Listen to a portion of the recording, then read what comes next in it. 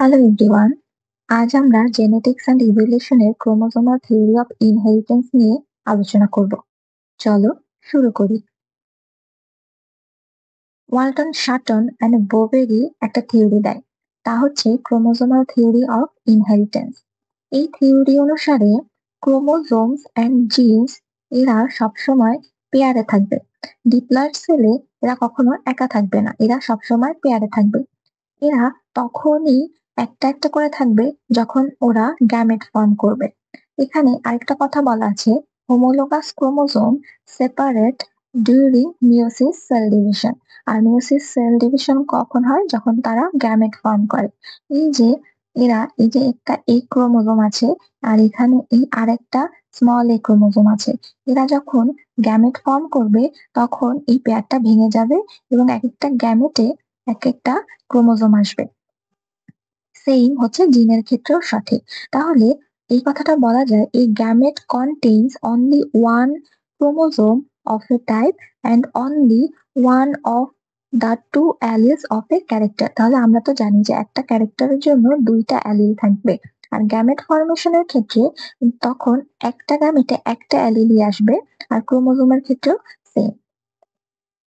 এরপরে যে কথাটা বলছে যে fertilization restores chromosome number to diploid condition.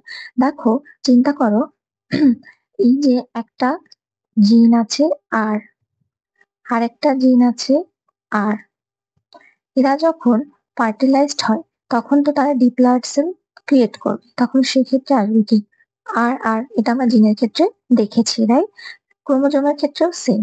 এখানে একটা ক্রোমোজোম, এখানে একটা ক্রোমোজোম যখন ফার্টিলাইজড হয়ে যায়, মাদারের বডি থেকে এটা আসলো, ফাদারের বডি থেকে এটা আসলো, ফার্টিলাইজড হওয়ার পরে এরা ডিপ্লয়েড কন্ডিশনে আবার ওই ক্রোমোজোম নাম্বারটা রিস্টোর করে।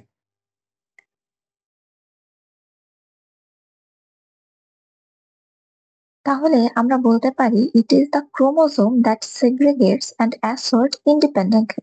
এরপরে আরেকটা কথা বলছে, in many organism sex of an individual is determined by specific chromosomes called sex chromosomes or allosome or idiosome. আমরা যদি হিউম্যানের কথা চিন্তা করি, আমাদের অটোজোম অটোজোম আছে 22 পেয়ার্স, তার মানে কি 44টি। আর আমাদের সেক্স ক্রোমোজোম আছে দুইটা বা ওয়ান পেয়ার, কারা কারা? এক্স আর হচ্ছে ওয়াই। যাদের মধ্যে এক্স ওয়াই থাকবে তারা হবে ছেলে, আর যারা এক্স এক্স থাকবে, যাদের সেক্স ক্রোমোজোম এক্স এক্স থাকবে তারা হবে মেয়ে।